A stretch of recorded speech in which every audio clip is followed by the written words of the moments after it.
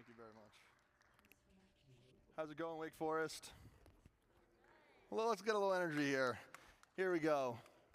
Thank you very much for having me. My name is Griffin Spolansky, and I'm the founder and CEO of Mezcla. And I want to talk to you guys today about accountability and ownership and how that relates to entrepreneurship and small business. All right, so we're going to start with my journey at UVA. I was a walk-on in 2019, I was a walk-on in 2016, and it was a really stressful period for me. I actually just transferred from Colgate, and I didn't play lacrosse at Colgate, and I made the team after 4 weeks of working extremely hard. And I was in the gym one day, and a senior on the team actually called me out. He said, "Let's go, man, pick it up." And to me, I was really frustrated. His name is Jason, and I was really frustrated. I was working so hard. 4 weeks in, finally made the team, and literally the first week after I made the team, this kid calls me out. To me, all I could think about was being angry. Why did he do this? And I just harbored that for, honestly, months.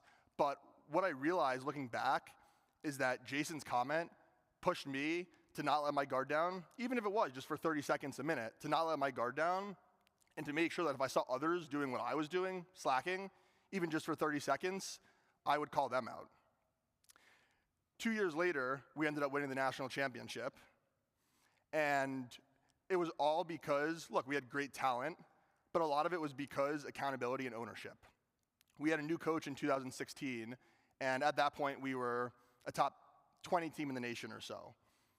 2019, pretty similar talent, but truthfully, the difference was the mindset of our players. How could we push each other to be better? How can we push each other to do better? And how can we all come together as a team?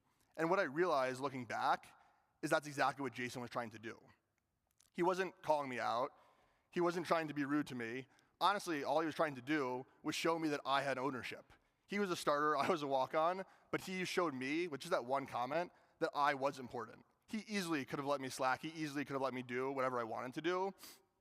But by calling me out, he showed me my importance on the team, and I thought that was really special. That same year, my senior year, I actually came up with the idea for Mezcla, which is my protein bar business. I was in a social entrepreneurship class at Virginia, and that class, we had a bunch of speakers, much like tonight, probably 5 to 7 speakers. Each speaker took 10 minutes or so, kind of pitched us their idea, told us what they were doing, and then left the class. Coco Citarella was one of the speakers. She was from Mexico, and she had a small granola business. What she was doing that I thought was really cool is she was taking ingredients from her hometown in Mexico and actually integrating it into her granola. So she gave the whole pitch, told us about what she was doing, and then she actually left the class. When she left the class, the next speaker came on, and I thought this was my opportunity. I wanted to introduce myself to Coco. I wanted to talk to her about my thoughts on what she was doing, how cool I thought it was, and I wanted to ask her if I could get involved. So I ran outside of the class, and my teacher probably docked me a few points on my GPA because of that. But we had a great conversation. It was 2 minutes. I said, "Look, I'm really interested in what you're doing. I want to chat further." She was excited. She said, "Let's meet next week." Next Tuesday, we met at a coffee shop, actually. So literally a week later, we met at that coffee shop. I learned more about what she was doing. I pitched her my idea. I thought, I didn't really know, but I thought bars move faster off of shelves than granola. Granola is typically a higher purchase price point on shelf. Granola also isn't as convenient of a snack.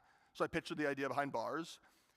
But I thought as well, let's keep what you're doing. Let's keep the idea of integrating these cool, unique ingredients, because when you look on the shelf, typically you see pretty bland, boring flavor names, right? You see chocolate and double chocolate and peanut butter. I wanted to do something different, and I thought what Coco was doing was exactly that. So she was pretty excited about the idea, and one thing turned into the next, and that first meeting turned into us actually meeting every night for 3 or 4 hours trying to perfect this protein bar, which we ended up calling Mezcla because it's all about that mixture of flavor and textures and ingredients that we were talking about right when we first met at that coffee shop. So we're about a month or 2 in. My teammates are, going to class for a few hours a day, probably 4 to 5 hours a day, probably not as much as they should. Then they're at the lacrosse facility for 4 to 6 hours a day. And then after that, they're going home and hanging out with their friends, playing video games, right? Just doing what most normal college students do. And I was over at Coco's house 4 nights a week for 4 to 6 hours, just literally focusing on how we could make this protein bar. It was super, super frustrating at first, to be honest. We would make an amazing product, and then 2 weeks later, it would go rancid, it would be moldy, it wouldn't taste good. And I remember like I'd bring bars to my teammates, and they were just like, this is terrible, like I don't know what you're doing, just like get a real job. And you know, it was tough because I had to hold myself accountable in the classroom, on the field, both to myself because I wanted to be playing, and to my teammates because I wanted to win, and then also to Coco. She had a family, you know, she had a real job. I didn't want to be wasting her time. So there were points where I was like, do I really want to do this? But I did. I didn't want to give up. So we had to figure out what the next steps were, and we honestly ended up taking advice from people that were a few years ahead of us at that point, and they ended up helping us commercialize the product and really get it to market. So we launched the brand in August of 2020, and I didn't know the first thing about business, honestly. I knew we needed a really good product. I knew we needed something differentiated in the market, and I knew we needed a good team as we scaled. But at that point, I was so far off. Like in this picture, that's my sister who's helping me basically for free, and my girlfriend who helps me for free all the time, even to this day. So you know, I'm thinking about this team, but we're not even there yet. So the first thing I'm like, we need to do is find advisors who can really help us. Advisors who can, 1, hold us accountable, right? And 2, show us the path forward and teach us what we don't know, because there's a lot we don't know even to this day. So we brought on a few amazing advisors,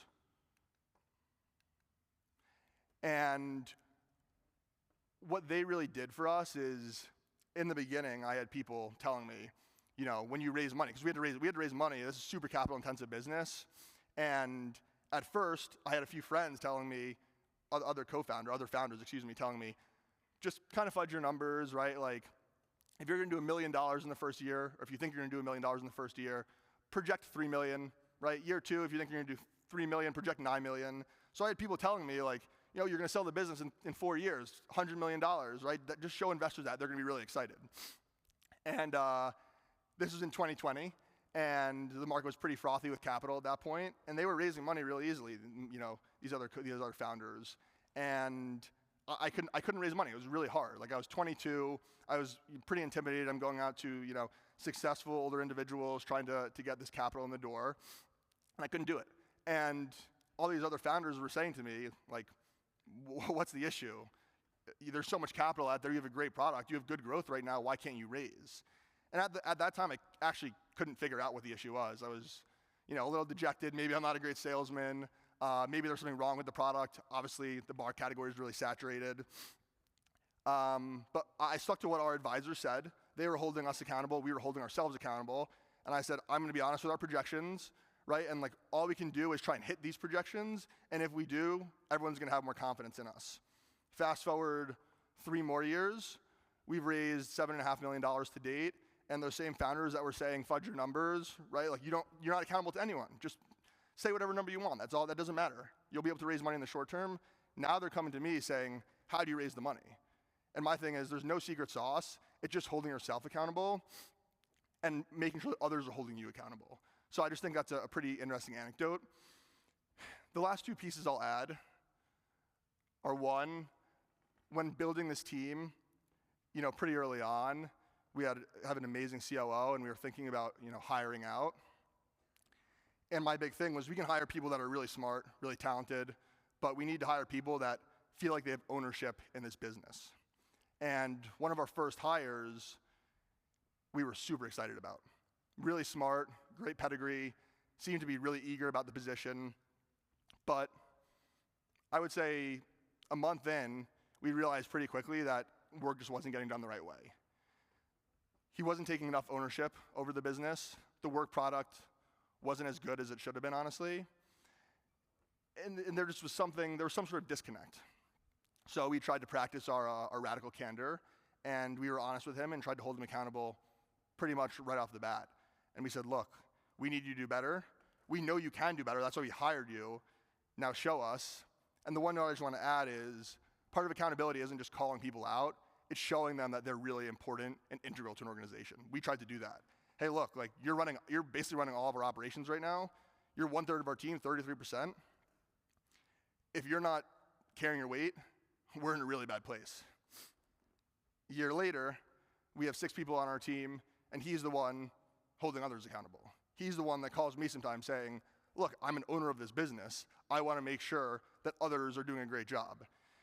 And I think that if we didn't nip it in the bud a year ago, we would be having a lot more issues today. And it's just like in that weight room. If Jason didn't call me out, 20 seconds of me slacking could have turned into 20 minutes of me slacking, could have turned into 20 hours of me slacking. And I think that's the same thing that happened here with this employee. We caught it really quickly. We tried to hold him accountable, but not in a negative way, in a positive way, right? Like, you're extremely important. We need you. Let's go here. And, that's really what ended up happening. Now, like I said, 6 employees, and I think for us, it's all about that 360-degree accountability. So I want to be held accountable too, right? Just because, I was maybe one of the people that made the decision to hire these people doesn't mean that I shouldn't be held accountable. If I don't do something, I want someone to call me out, and I want someone to push me to be better and to do better. This is some of our team right here. The thing that I'll end on is accountability should stretch into all aspects of your life. I have an amazing girlfriend who, probably gets mad at me a lot because I'm less than amazing in a lot of ways. I have, amazing siblings. I'm the oldest of 5. I have amazing family, and I think that, if I'm sitting up here saying, you need to be accountable to yourself, you need to be accountable to others, you need to hold others accountable, and I'm not doing that in my personal life, that's a really big mistake on my end. And it's something I like to say to my family and to the team at Mezcla, is the way you do one thing is the way you do everything. And I hope that resonates with you guys tonight because it's really important. Even little things, like even waking up and making your bed. That's something we spoke about a lot at Virginia, but just the little things are really important. So when my 15-year-old brother comes to me and asks me a question, if I tell him one thing and then I do the opposite, there's no accountability there, and it's something I try and focus on a lot as a person, as a teammate, as a leader. So I guess what I'll leave you guys with is, as you guys go about your daily lives, whether you're on, big teams or small teams, whether you're in fraternities or sororities, right? I think it's really important that you hold others accountable, again, in a positive way, but you show them that they're important and integral to any organization that they're a part of. And when they're slacking a bit, that's okay. I would just encourage you to say to them, let's go, man, pick it up. Thank you.